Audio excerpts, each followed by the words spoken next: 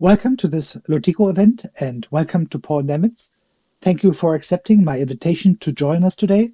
Paul was the principal advisor to the EU Commission's Directorate-General for Justice and Consumers. He has just informed me that as of last week, he is now the principal advisor for digital transition at the European Commission. Paul has been instrumental in the discussion and development of the General Data Protection Regulation, short GDPR, in the European Union. In 2011, at the Privacy Conference of the German Association for Data Protection and Data Security, Paul, back then as Director for Fundamental Rights and Citizenship of the Commission, announced that the EU plans to implement a regulation that is directly applicable to all EU member states in an effort to harmonize the data protection laws in Europe.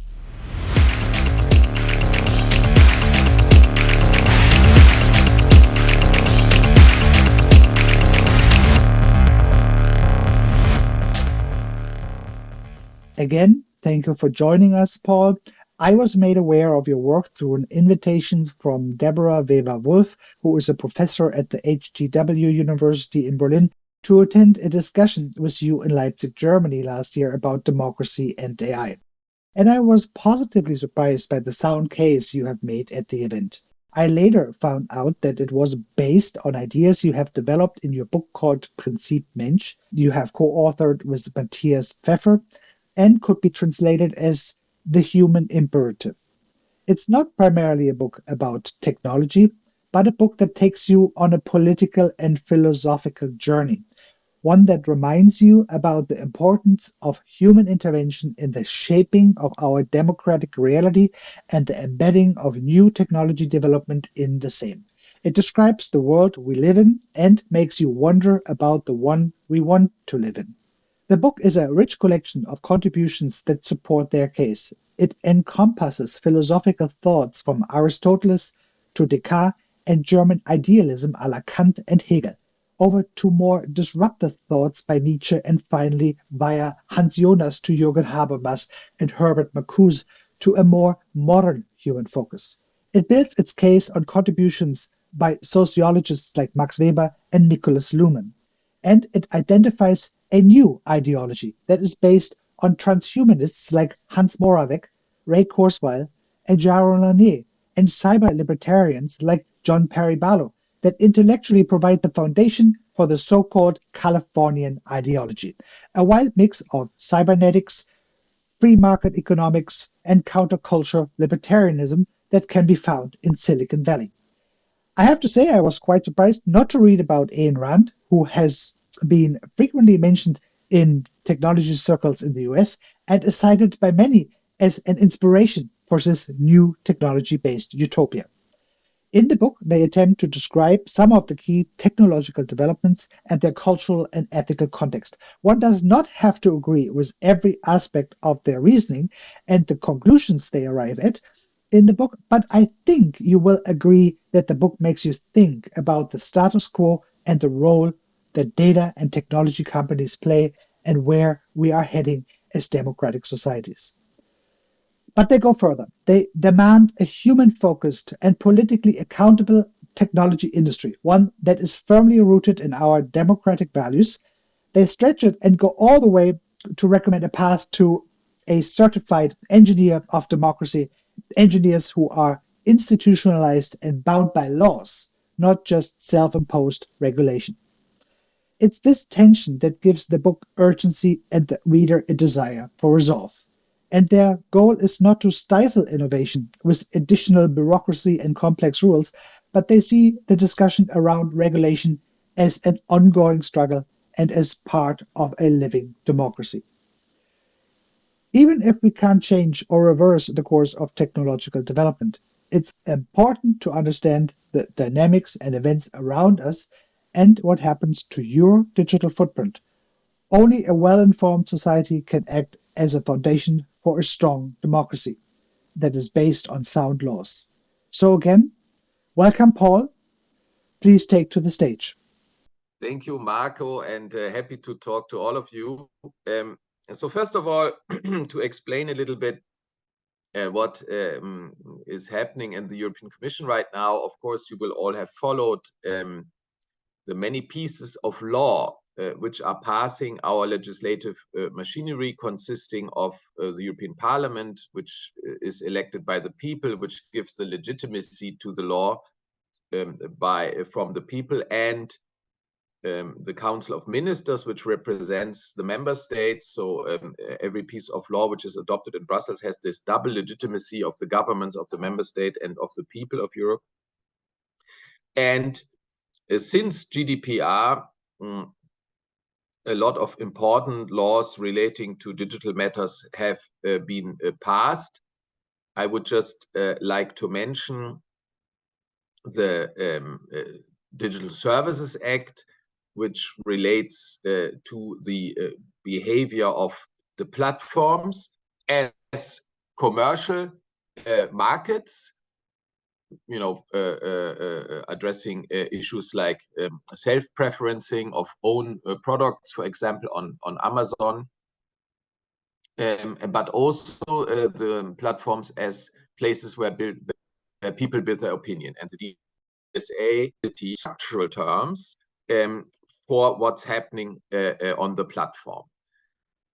The DSA, I think, has inspired discussions also in the United States, and we will very soon see in the Supreme Court of the United States, in the case Gonzalez versus Google, Section 230, namely the safe haven rule, which deresponsibilizes platforms in the US as to the content which is put on the platform by third parties, through what is called the notice and takedown mechanism. Namely, under 230, the platforms have no responsibility to check on the content, whether it's legal or not.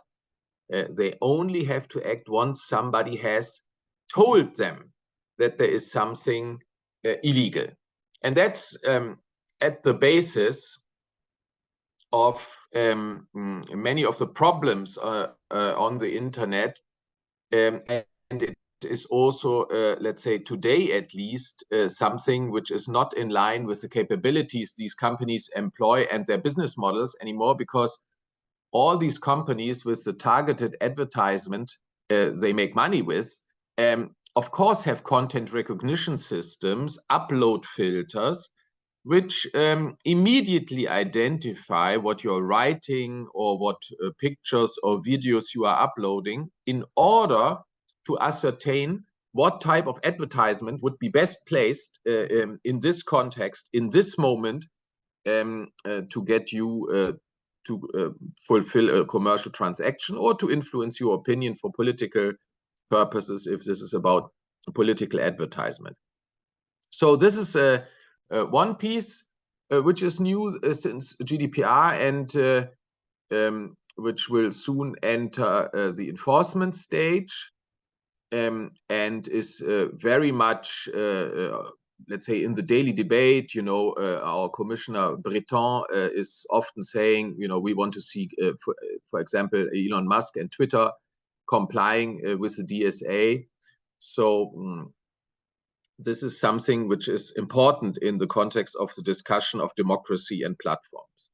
And then we move on to the DMA, the Digital Markets Act, which is, let's say, an add-on to traditional competition policy, which will make it easier to intervene earlier in the market, not only after dominant positions have been acquired and abused, but already at an earlier stage, thus addressing the power concentration and the market concentration in a few companies in some of the sectors of the digital economy.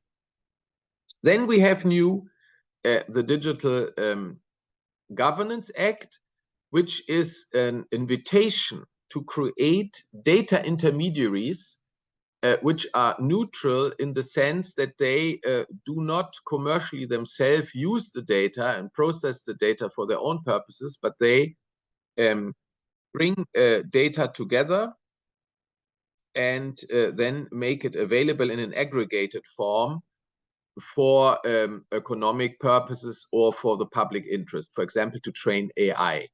The idea here is to help European companies, but also public interest developers, to get out of the grip of the data giants, which have a lot of data on which right now developers are dependent. For example, if you want to train your AI, and to have alternative sources, which in addition are also better curated and let's say also more specific to Europe. This piece of law gives, let's say, a framework for such data intermediaries, which I would say can be compared to banks. You know, in the ideal case, the bank manages the money well for you as an individual. So you entrust your money to the bank, and the bank has a certain trusteeship position towards your money. But at the same time, the bank assembles your savings to use then the aggregated savings it thus assembles as investment or credit in order to further economic goals through market mechanisms. So these data intermediaries, more or less, I think, are very parallel to this type of aggregation and double-sided activity as one sees it in the bank. Then we have a piece of law ongoing with it, which is the Data Act, where the issue is, what are the rules of access to data held in particular by private parties? So we already have on the books legal rules on the reuse of public data, access to public data. The issue now is, are there reasons of public interest for government access to data? And now I'm not talking about the type of access like the NSA, namely for national security purposes or law enforcement purposes. I'm talking about the access to data which is important to run government, where there is a certain public interest, let's say on a national, regional, or European level, and where the data is necessary for government in order to be able to see the world at least as good as Google does it, for example. You know, we remember the title, Seeing the World Like Google. And the theme of this piece of law is, well, governments in the public interest should be able to see at least as good as Google. And the other issue is access of private parties to data held by other private parties. This is, of course, a thorny issue. So we'll have to see how the compromise comes out of the legislative procedure. And then I would like to mention the AI regulation, which has been called back to everybody's attention through the recent release of the language processor GPT-3 by OpenAI. The AI Act is an effort to introduce legal rules which do not really create new individual rights, but which make sure that the rights which already exist for people in terms of fundamental rights, but also rights from secondary law, consumer protection, and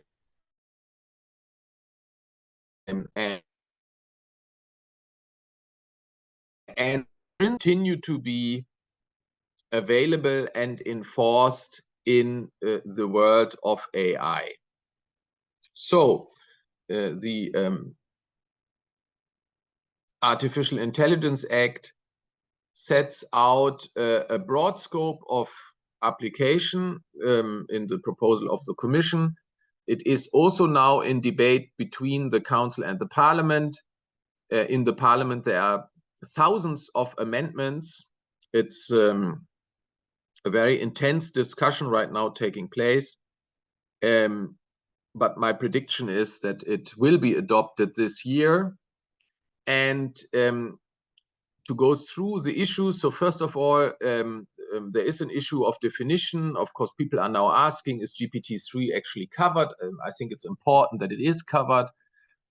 Second, the subdivision of the types of AI into 4 groups of risk.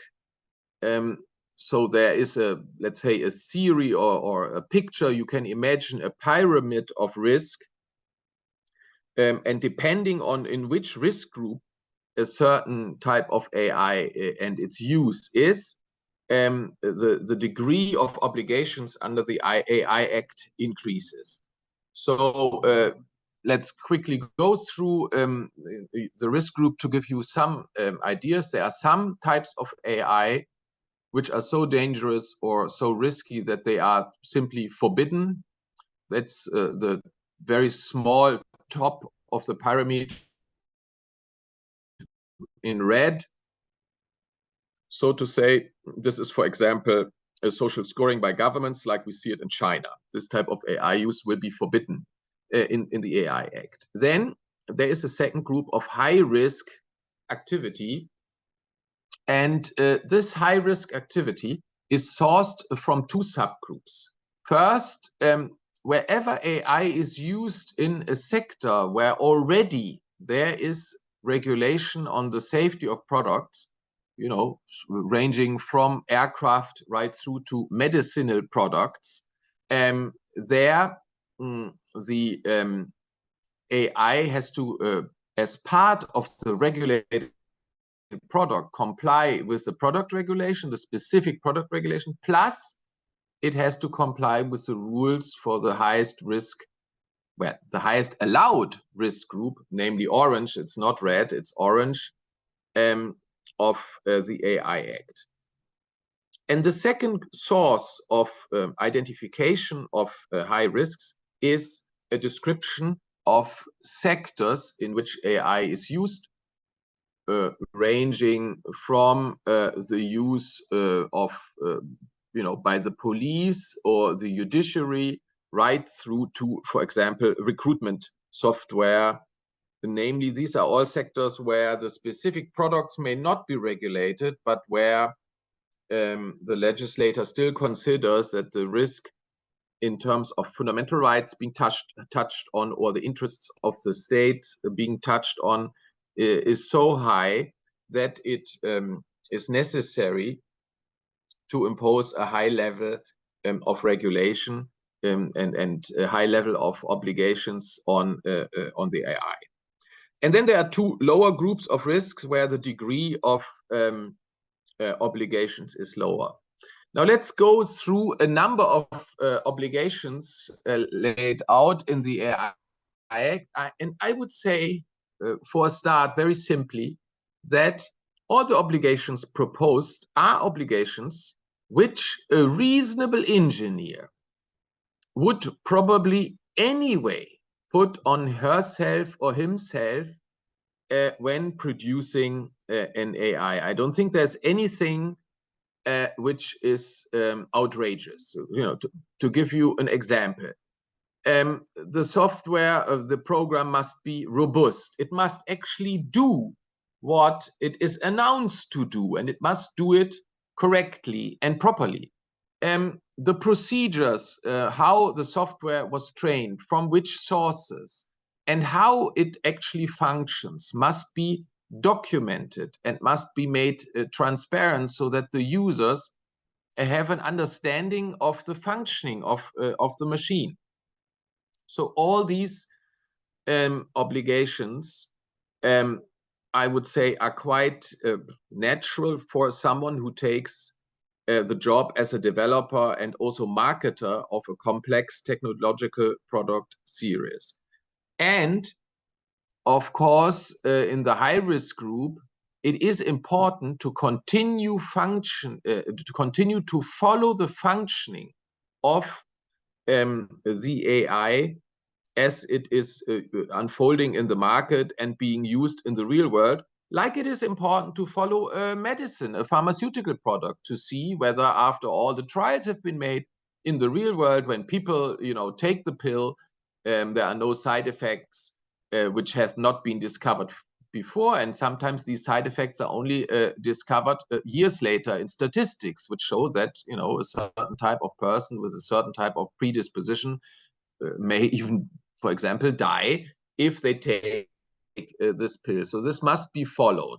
And it's the same with the AI product in the market. In the high-risk group, at least, there is an obligation, there must be an obligation to follow this product through the lifetime, to observe its functioning, and to, if necessary, do the corrections necessary to ensure compliance with existing law, fundamental rights, and the good functioning of democracy, consumer protection, and so on.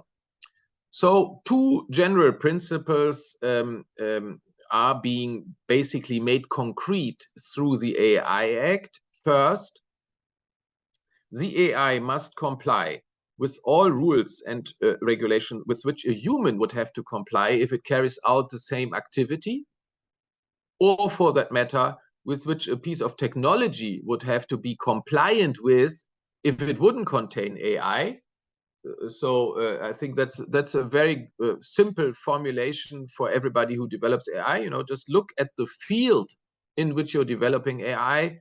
What are the laws which govern the behavior of people? What are the laws which govern other pieces of technology? Well, that's what AI then also will have to comply with. And the second, and this is now very up to date in the discussion on GPT-3, but has been part of the Commission from the outset, it is very important that people always know whether they communicate with a machine, namely AI, or whether they communicate with a human. Why is this important? Well, first of all, this is a principle of human dignity. We humans should not be objects of machine manipulation by, being misled about who is talking to us. AI today and speech technology is so perfect that both in the spoken word, but also in the written word, one can have the impression, according to the Turing test, that on the other side, it's really a human. And this is, of course, misleading because it's not a human, it's a machine. And that is something we should know.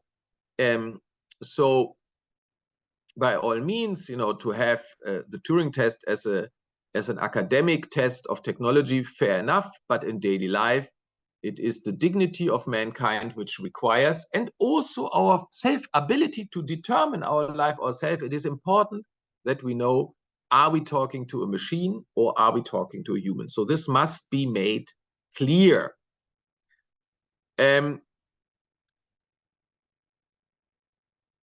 Second, it must be made clear not only in the written dialogues, but also in the oral dialogues where a machine is speaking. So this is key, and I'm pretty sure that the final compromise on the law will contain an obligation in this respect. So between all these pieces of law, and I have now not mentioned the copyright issues which are being touched on and being discussed now in relation to generative AI, and I have not spoken about net neutrality, which is becoming very important again in the context of the discussion about the remuneration of the use of the internet for the telephony companies. In all these pieces of law, I think we are now facing a challenge of coherence and compliance. And I think what is important is that in the future work, first of all, of those who have to apply the law, namely the companies and the developers who work with all these pieces of law in their business models and their technology, we need an attitude of goodwill, in the sense that people don't try to go in all cases, to the outer edge of what the law allows and take high risks of possibly acting illegally, but rather a middle of the road attitude. I think it is a rotten attitude, to think that disruptive innovation, which is something which we all welcome in principle, because it can bring fascinating benefits to mankind, but it's rotten to think that disruptive innovation should include the disruption of the law in terms of, intentionally just not complying, or for that matter, constantly testing including through provocative action and constant litigation until the last instance, the scope of the law. I think that is doing damage to the rule of law and democracy. And if we mean it with democracy and the rule of law, I think we need a willingness of everyone, of citizens and those who have to comply with the law, to stay, let's say, in the good center of legality. And the second thing which we will need in this new complexity, the combined complexity of technology, complex business models, global business models, and complex law in Europe, paired with an absence largely of law in the United States, is an effort of coherent interpretation and application. And this is let's say, an invitation to the academic community and to the legal community to focus on the unity of law, to focus on the coherence of the overall system of law as it applies to the digital space. I think that will be our new challenge. We need the great book of coherence, which explains to everyone how the interaction between all these different pieces of laws functions or not functions, and how this interaction does or should contribute to a good functioning of society, to well-being and a good functioning of democracy, but also the protection of individual rights. I think these are the two big challenges before us. And now I would like to come back to the importance of the businesses' actions in this context. Why is this way of acting by the big corporations, and I'm thinking here in particular of the GAFAM, so Google, Apple, Facebook, Microsoft, Amazon, why is this important? Because these companies exercise a power and have a concentrated power together, which is unheard of and has rarely been seen, maybe never been seen in history before. They all five are top of the US stock exchange. They are the richest company in the world, and they have the means, so to say, to make or break many of the elements which are necessary to ensure that the internet, the digitalization, and new algorithms and systems like AI and also generative AI, and maybe one day even general AI, are not disrupting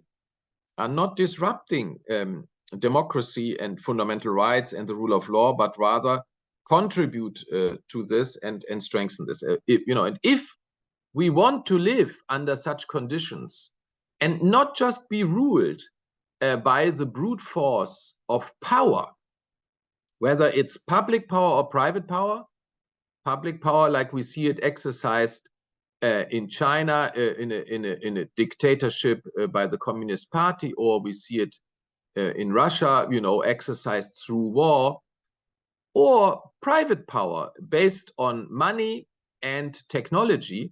If we don't want to live under either of such dominations, we must maintain altogether the primacy of democracy and the rule of law over technology and markets and over brute power and brute force. So we must insist that rules are made to be complied with. Rules must have an effect. It is not useful to make laws just to have something on the books, but which don't then really govern what's happening in the world. If we mean it with democracy, we need both laws which make a difference, and we need a willingness to comply with these laws. And on both points, there are issues with these companies, because We see this right now in the very heavy lobbying activities on the AI Act. They very much try to make sure that they are free of any obligatory effects of the laws.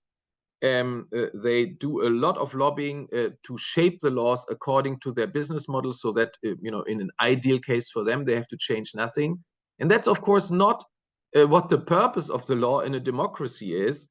And this is often not what serves best the public interest. So the first thing I would say is, it would be good if these companies exercise a little bit of self-restraint in their campaigning in Washington and Brussels, and become, let's say, good corporate citizens, in the sense that they accept that most other actors and most people actually cannot lobby like them and don't have the money and the means, and that they don't overdo it, given that they have the money and the means to overdo it. And the second thing is that once the laws are in place, I would say we need a culture, an ethics which is also brought forward among technologists and technology companies to comply with the law. It should not be a grudging, oh God, the law, but it should be an ethics of wanting to comply and to be in the center of compliance of the law. The practice of the companies right now is a different one. They just go for it. Mark Zuckerberg motto, gotta move fast and break things. And if they are found to not comply, then they regularly litigate up to the last instance in the courts. Now, that is a practice which I think is maintained by these companies in order to intimidate the regulator and maybe even the lawmaker, to show to the regulator, if you take a decision which we don't agree with, we will bog down at least 20 people from your staff for at least 5 years, because we will litigate through all 2 or 3 instances which are available to us. And if this is done, and it has been done over the last year in a very regular way, this has an effect on regulators, obviously, because no regulator in the world can afford to regularly have so many people bogged down only in this type of litigation. So I think there is, I would say, a certain element of bad faith in this systematic litigation on everything to the last instance. The aim here is to try to intimidate regulators to such an extent that they basically always discuss their individual decisions first with the company, and then after discussion never take a decision which the company doesn't agree to. And that is, of course, a vision of the world which is simply not okay. The law has not been shaped, and it's not the purpose of a democratic law to always please the big corporates. So these, I think, are the 2 concrete challenges which we are now facing in the digital space. But let me say that I think we need to understand that both the engineering challenges, but also the discussions on ethics and politics and rules for the digital, always have to look at the power element. Who gets allocated opportunities, chances, and risks? Whose power is strengthened?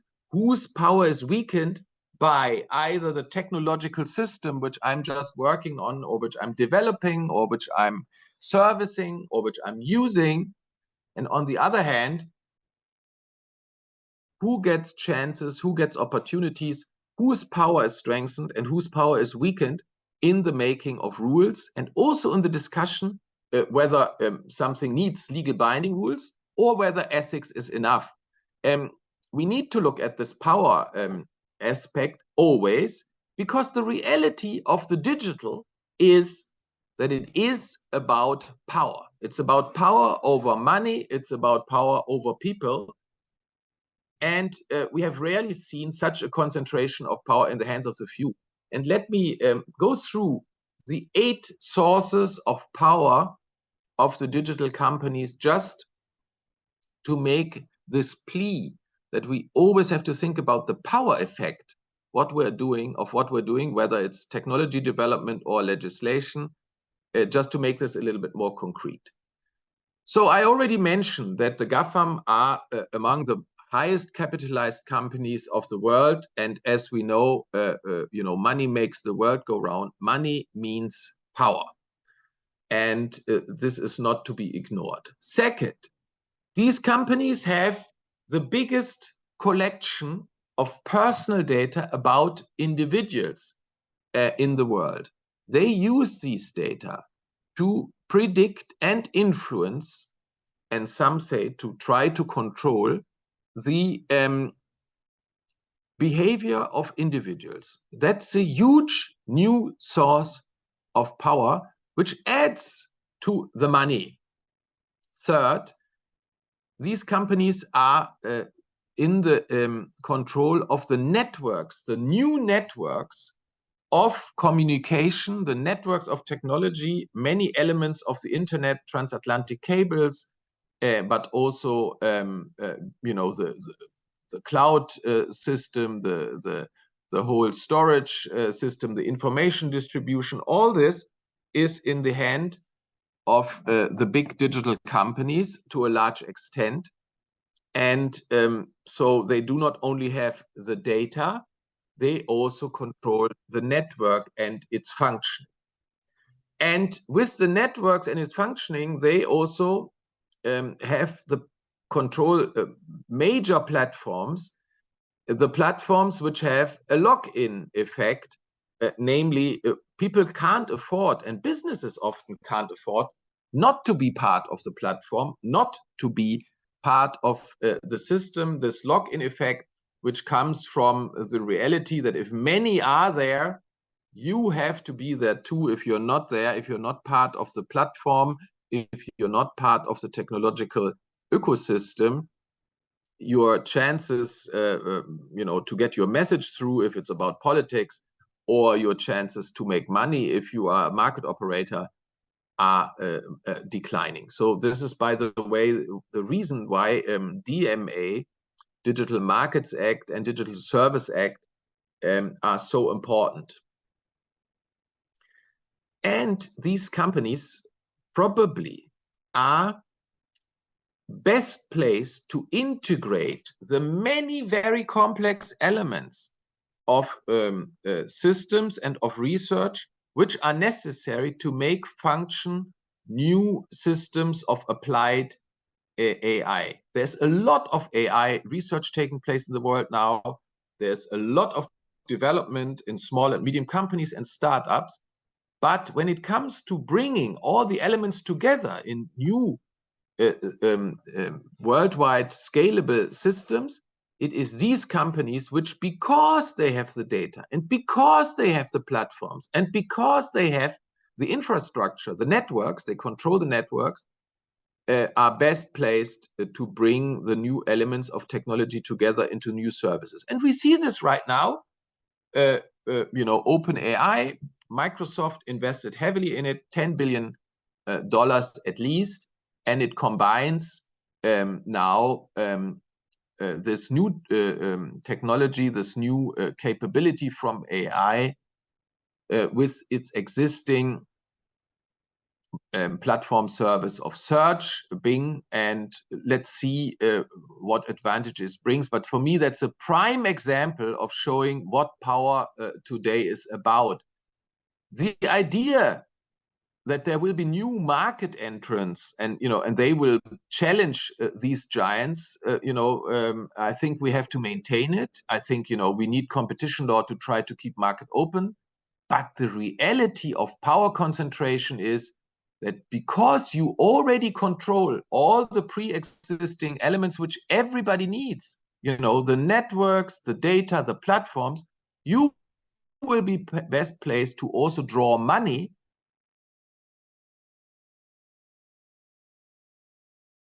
and that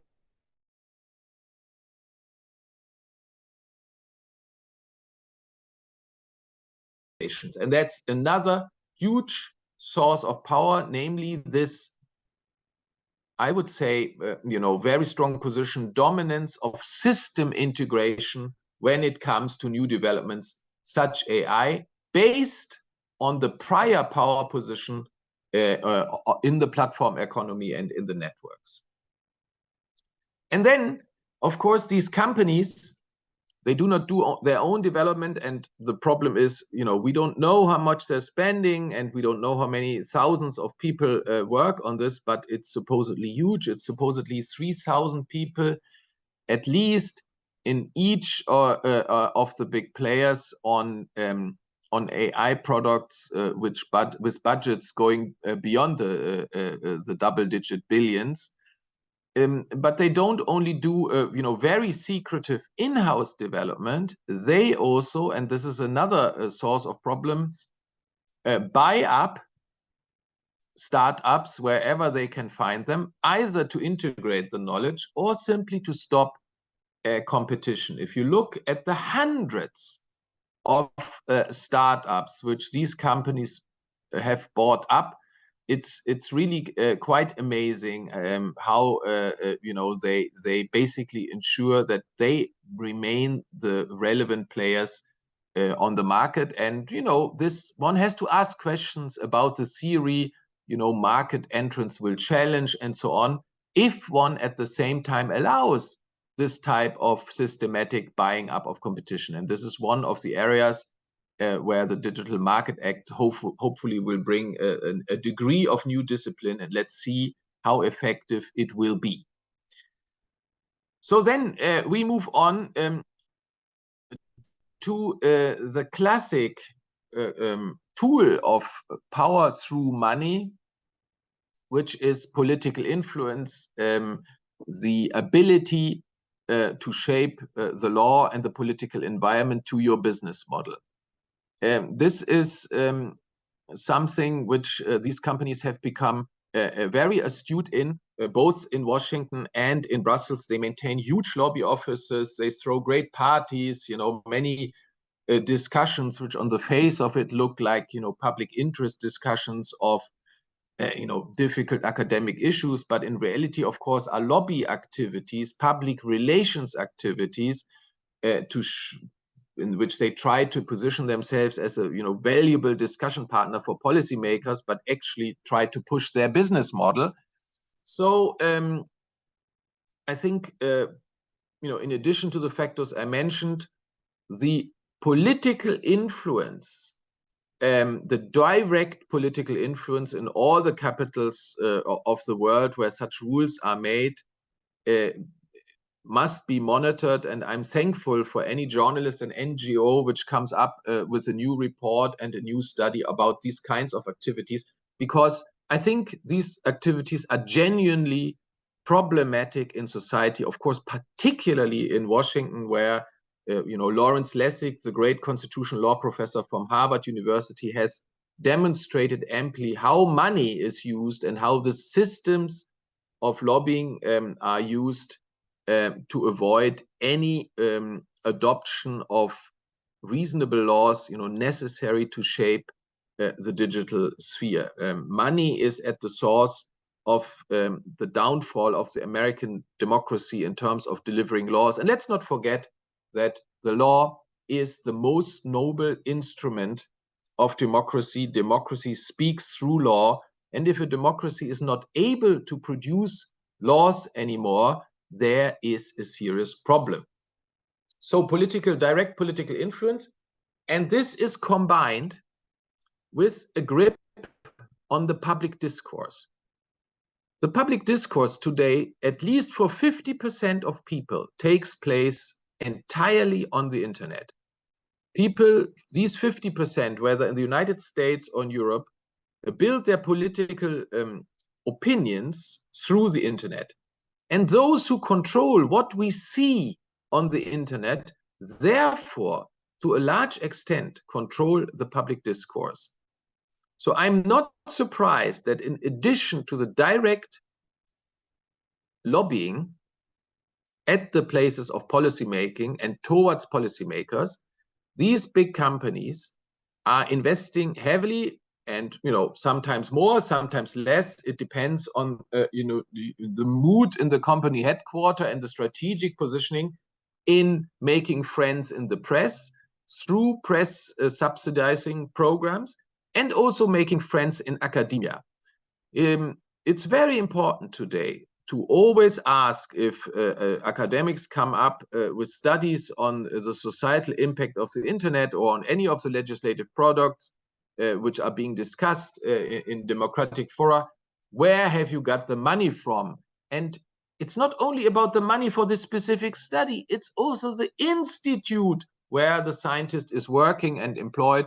Did they get money from one of the GAFAM? And the unfortunate reality is that it's getting increasingly difficult to find institutes which do research on internet and society issues which have not received big money from big tech. And if you look in Germany, the Humboldt Institute on Internet and Society in Berlin received millions of euros from Google. Munich University Chair of Ethics in Technology received millions from Facebook. If you go to Harvard, Berkman Klein Center, if you go to Oxford University Internet Institute, and so on, the money of the GAFAM is everywhere. And of course, I'm not saying that, professors are being corrupted or enrich themselves with this money, obviously not. But if you carry out research which is kind of interest to these companies, the money keeps on flowing, and your ability to do research is enhanced. And so if you go to Berlin and you compare the offices of the publicly financed Humboldt University with the Google financed Humboldt Institute, you understand what's happening here.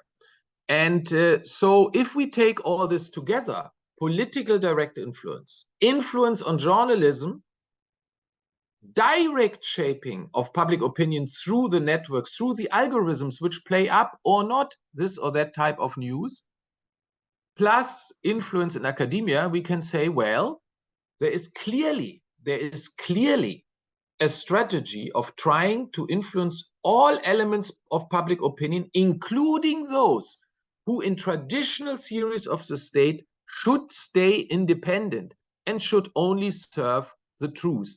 That is journalism as the fourth estate next to the legislator, the executive, and the judiciary. The fourth estate is journalism in a democracy, critical journalism, which checks on power, private power and public power, and which for that reason should not be financed by those who it should be checking on, at least not to an extent which puts into question independence. And also academia traditionally is the idea of freedom of academia, freedom from pressure and influence through private money. And again, here we see that with their money, the big tech tries to undermine and impregnate these spaces of independence in such a way that we're all friends.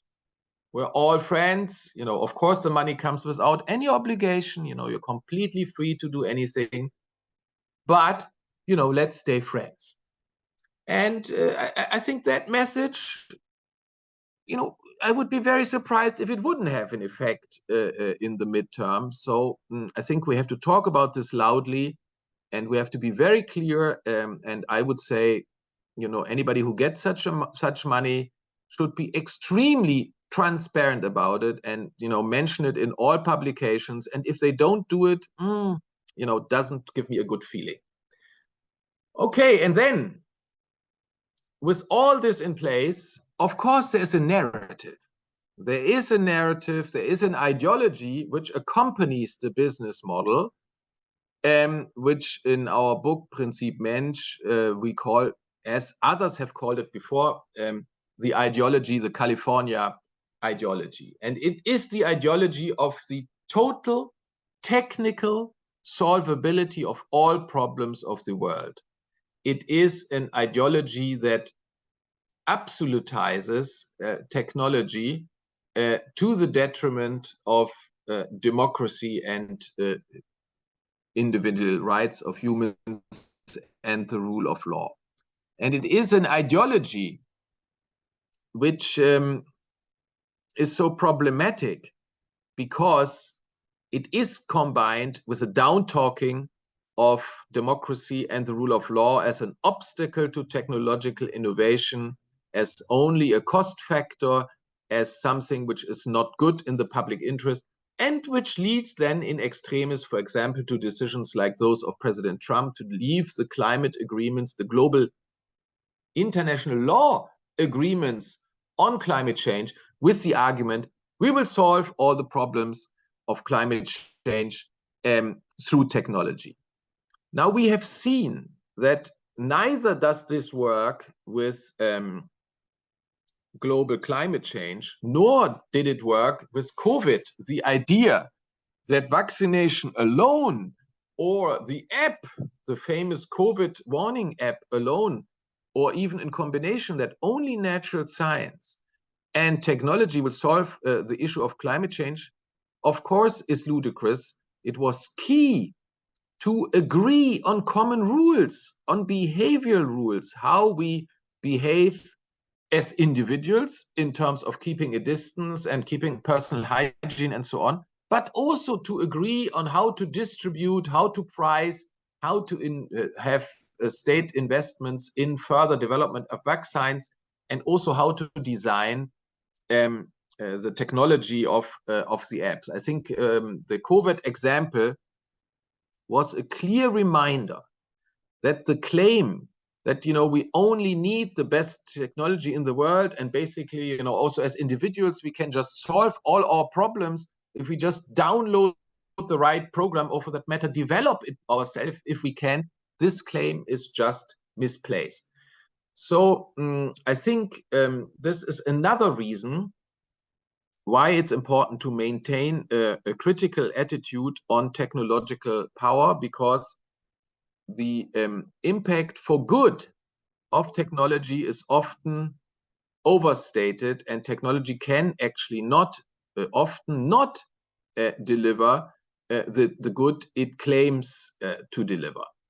And behind this, then, of course, are the ideologies of post-humanism and transhumanism. I don't now want to get into this because, you know, that's maybe as far as the companies are concerned, you know, more a matter of speculation who follows those theories or who not. But up to this point, I think there is sufficient empirics on, you know, what these companies do and what they say to back up the presence of all these elements of power. So once we have understood this, I think it's also clear that, and there I will come to a conclusion, it is also clear that there's not the one or the other measure which will solve this problem of modern power concentration in the age of AI. But what we need is a multifaceted approach. That's what we're trying in Europe with different pieces of law. And in this context, data protection and privacy protection remains key. Why?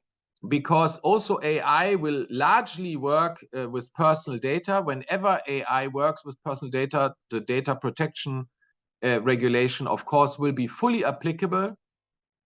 And the hunger for manipulating individuals through collection, analysis of personal data is at the center of the economics of this new business, namely that is the industry of advertising, targeted advertising.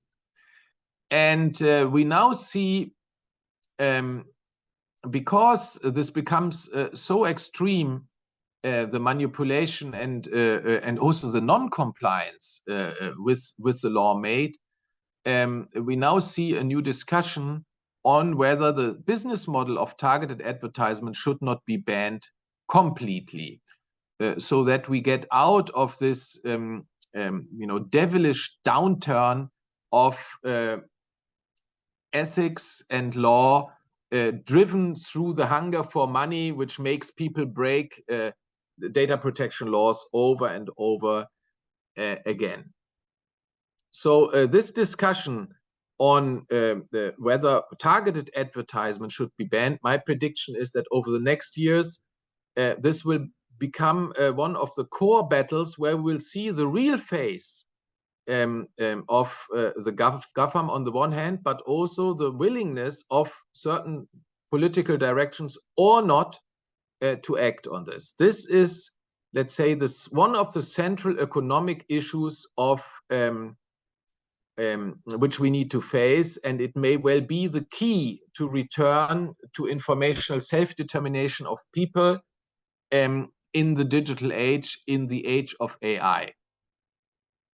So let me say that what the book sets out and what I'm trying to do also with this discourse, I'm trying to build a bridge between policymaking,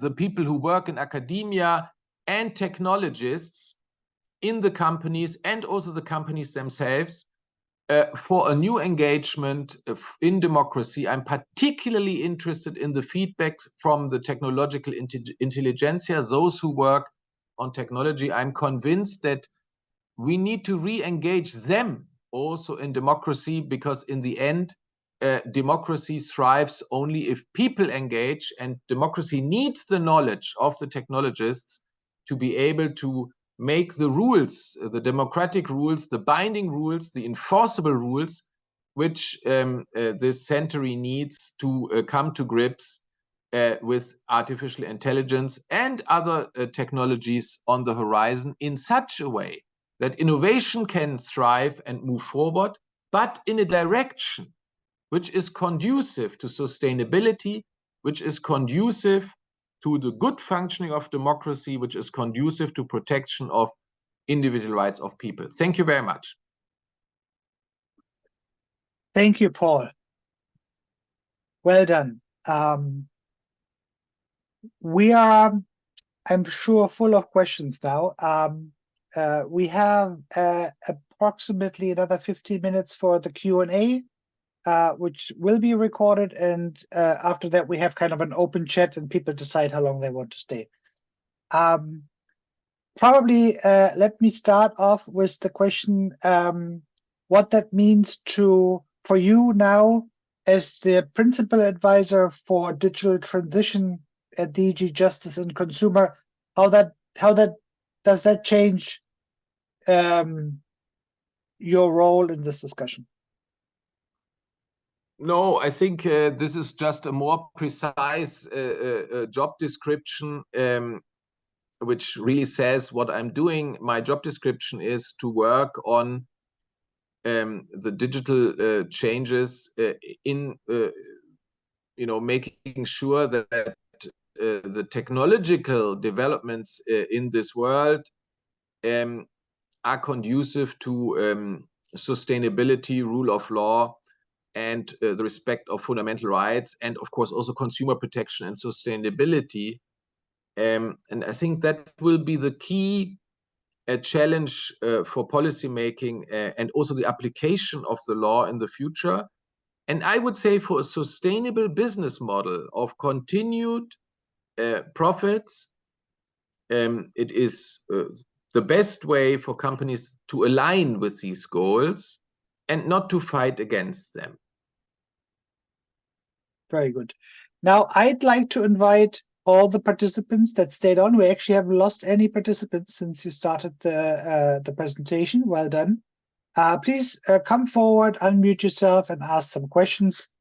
This is a great opportunity to engage with Paul on all aspects. Okay, Nora, Divi, please introduce yourself briefly and let us know. Hi, Marco. Hi, Paul. My name is Nora. I'm a law student. I'm an international law student in one of university in Indonesia. And yeah, To be honest, now I work on my undergraduate thesis, which is particularly about parallel market behavior, which is I seeing from the scope of German and Indonesian law. So yeah, I have a really high enthusiasm in this topic. And I actually want to know, the thing that I want to ask is actually about, I would like to know about how EU countries or even the law itself settled the dispute or even the infringement that happened regarding AI in every aspect according to the law. That's my questions. Yes. Yes. Okay. Thank you so much. Yes, thank you very much for the question. AI related disputes will be settled absolutely in the same way as all disputes in this society are settled. So let's go through the pyramid of, diverging views and how things then converge. So the first level of, let's say, if one can call it dispute settlement, is the making of the law. Because in the making of the law, you see the different interests being hopefully made transparent in a public debate, and not only one debate, but it can take years. You can see it in the AI Act now, thousands of amendments.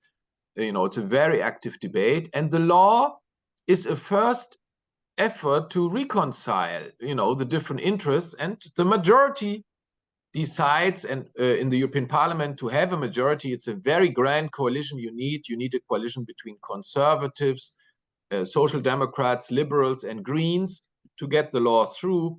So, it will be a piece of compromise. That's the nature of lawmaking in the European Union. It's always a compromise, and the reality is, at the end, nobody is perfectly happy, because in a compromise, everybody has to give something. So that is the first level of conciliation of divergent views.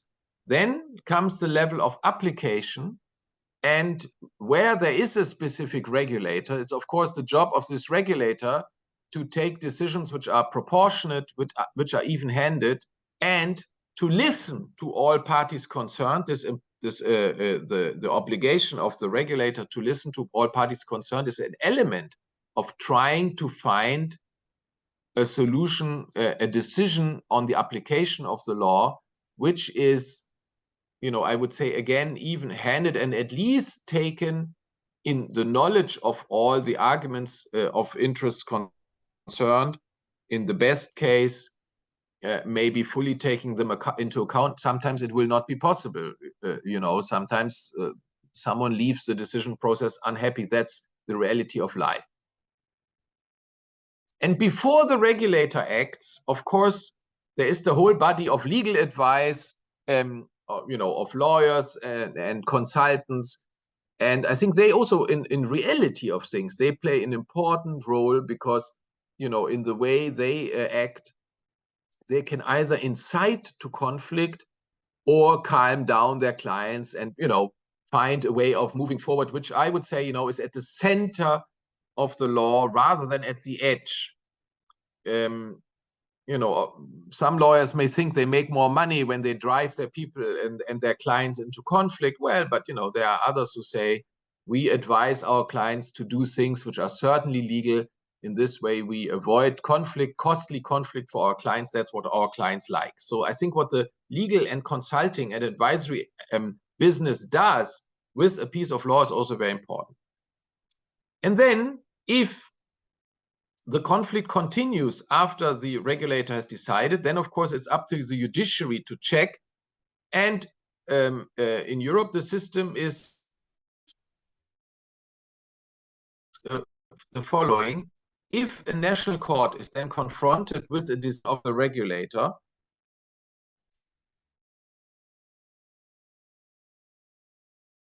if the interpretation of European law is at issue, that's called a request for a preliminary ruling. So the request for the preliminary ruling is made by a national judge who is confronted with, for example, the interpretation of the AI Act, and the national judge presents the question and the case to the European Court of Justice. The European Court of Justice doesn't decide the case, but interprets the piece of law, in this case the AI law, gives this interpretation back to the national judge, and then the national judge decides the case on the basis of this interpretation. And in this way, because only the European Court of Justice is able to provide a binding interpretation of EU law, we ensure the coherence and unity of application of EU law across all of Europe. That is the core mechanism to ensure that the conflicts on the interpretation of AI law are solved in such a way that the answers to the conflicting interests are such that they are applied coherently all over Europe. Thank you so much for the information, Paul. Very good. Do we have a few more questions in the Q&A now? Okay, Tobias, please go ahead. Yeah, hello. I'm Tobias. I'm a software developer. I don't have any background in law. So thank you for this analysis. It's quite dystopian. So you talked a lot about these formal processes of legislation and lobbyism. So I would be interested in knowing what I can do as an individual. So I think as an individual, I'm a citizen, so I can vote for a party, but I'm also a consumer. So is there some kind of moral obligation not to use some pieces of software so that my data doesn't get into the system? Or what would you recommend in terms of behavior in daily life? Yeah, I mean, every one of us has, of course, different roles and different ways to engage in life. You mentioned citizen, political engagement in the evening, going to the NGO meeting or the party meeting and consistently participating in this while during the day working. Then you mentioned your job as your ability as a consumer to make consumption decisions which are favoring products which are sustainable or that matter products that are data protection friendly, or simply products which don't come from any of the dominant companies, to favor the challenge to the dominant companies. And then, of course, you are also a developer of technology. So I think your question shows that we all have many ways to engage, and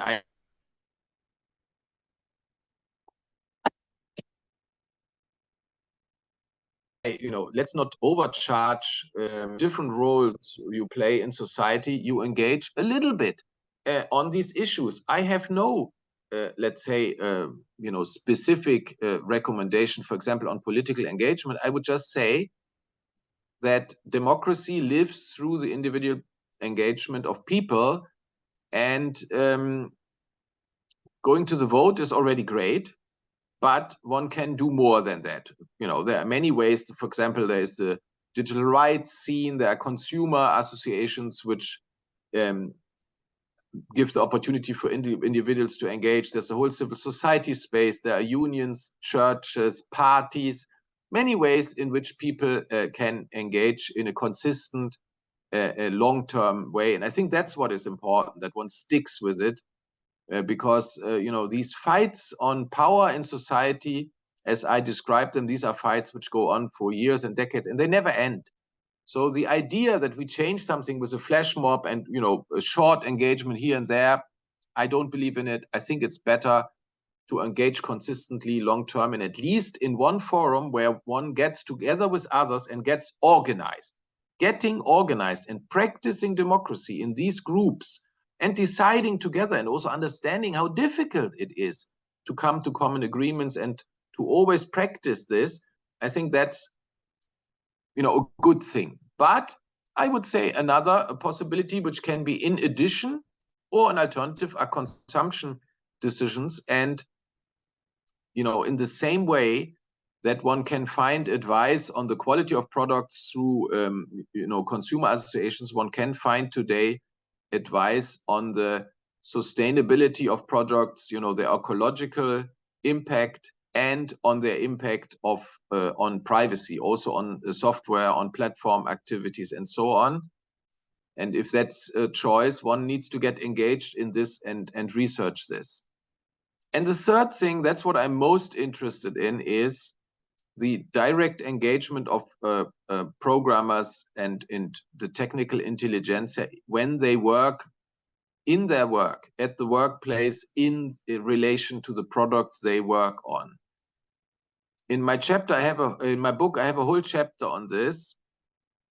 In Germany, in 1976, there was a sociological study by Eugen Kogon, a political scientist from the Frankfurt School, you know, who had a lot of dialogues with Adorno and Horkheimer and so on. And he made basically a study with the Association of German Engineers. The book is called The Hour of the Engineer, Die Stunde des Ingenieurs. And he wanted to find out, and the Engineering Association, the German Engineering Association supported him in this, whether engineers take political responsibility for their inventions. And so he did a big questionnaire, which was sent out to 20,000 engineers, and he came to the conclusion, based on the answer of 20,000 engineers, that yes, the engineers take responsibility, and they are deeply interested in the impact their innovations has on society. At the time, of course, it was one of the issues was atomic power. And so I would say, you know, I believe in my dialogues also with professional associations of the technical intelligentsia, as distinguished from the companies, I always find that the professional associations are much more responsible. And for example, they develop ethics codes for their members. And I think, you know, there is a huge scope to engage in your day-to-day work as a programmer. And I would say, while I always say ethics is not enough, we need binding law, of course, the first point of ethics can be, and this is a choice, ethics is always a choice, that when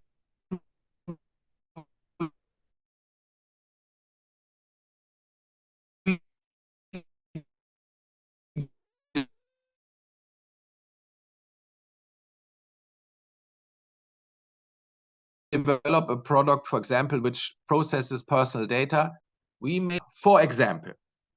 So I think there are many ways in which one can engage. And the nice thing about a free society is you can decide which way you go. I personally found it always interesting to get engaged together with others, because it also has a social value. You know, you meet people and it's fun to get things done together. But it needs, like many other things in life also, you know, it needs also the tenacity of the programmer. One needs to stick with it.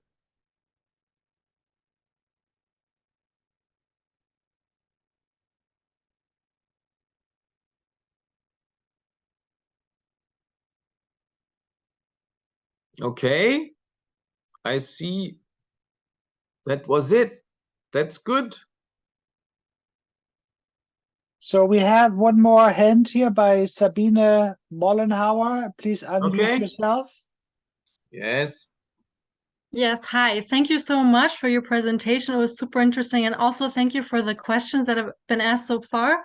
My background is a different one a little bit. It's a mix. I have a background, an academic background in media science and also in computer science.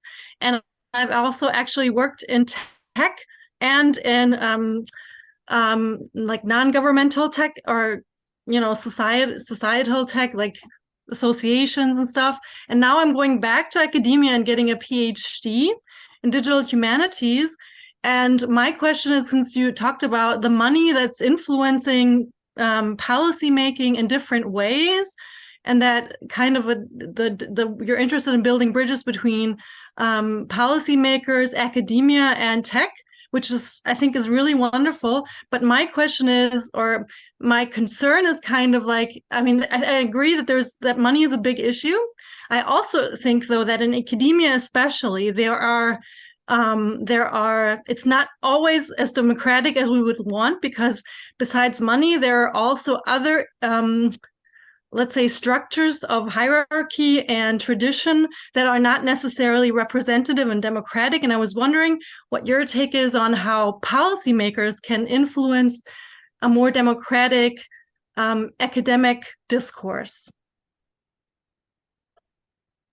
Yeah, that is not my field, but of course I have had a number of discussions with people from universities, professors, and also deans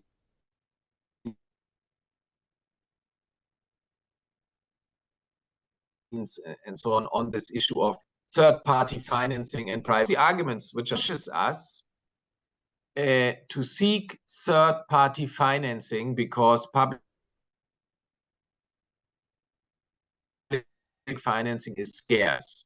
And in this context, of course, I have also learned that, let's say, the degree of time-limited employment at universities and therefore the power relations between, lifetime staff and time-limited staff is really becoming an issue. And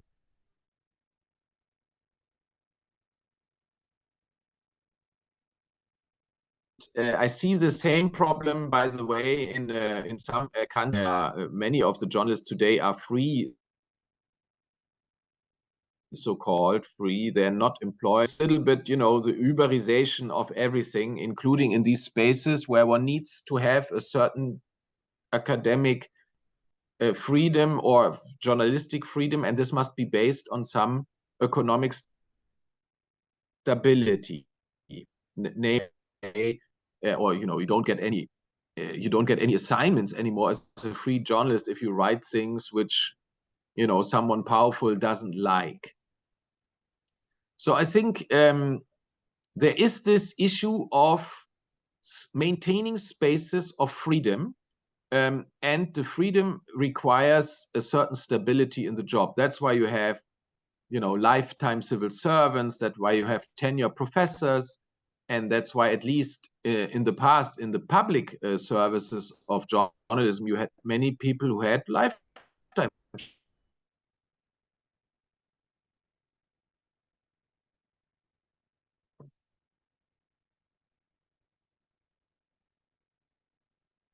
jobs, basically, because it makes them a little bit more independent. Changes in law which undermine these statutes of independence. I can tell you, in the European Commission, for example, we have now much more time-limited employment than, as I said, the same is true in academia. It was, when I was for a short time a teaching assistant at a university, let's say, the number of people who are on constant repeated time-limited contracts was much less, and it was much more normal to have, to eventually have a lifetime or long-term employment. And this is something which policy shapes, for the university.